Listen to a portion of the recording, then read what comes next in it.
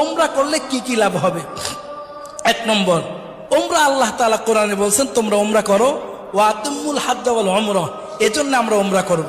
দ্বিতীয় নম্বর ফজিলত, নবীজি হজের আগে ওমরা করছে, এজন্য আমিও ওমরা করব। তৃতীয় নম্বর, যেই ব্যক্তি ওমরা করবে ওই ব্যক্তি নবীজি বলছেন সে যেন আমার সাথে সাক্ষাৎ করলো, সুবহানাল্লাহ।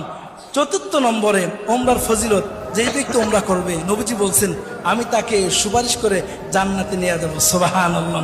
পঞ্চম নম্বরে, ওমরা করতে গিয়ে আমরা বাইতুল্লাহতে নামাজ পড়ি, 1 রাকাত নামাজে 1 লক্ষ রাকাত নামাজ পড়ার সওয়াব পেয়ে যাব, সুবহানাল্লাহ। 6 নম্বর ফজিলত হলো দুনিয়াতে থেকেই জান্নাতি জিনিস এর মধ্যে চুমা দেওয়ার সুযোগ হয়, যেটা হলো আসওয়াদ পাথর, হজরে আসওয়াদ, এর মধ্যে চুমা দেওয়ার সুযোগ হয়। 7 নম্বরে, ওমরা করলে জিন্দেগির গুনাহ মাফ হয়ে যায়। 8 নম্বরে, ওমরা করলে দোয়া কবুল হয়। 9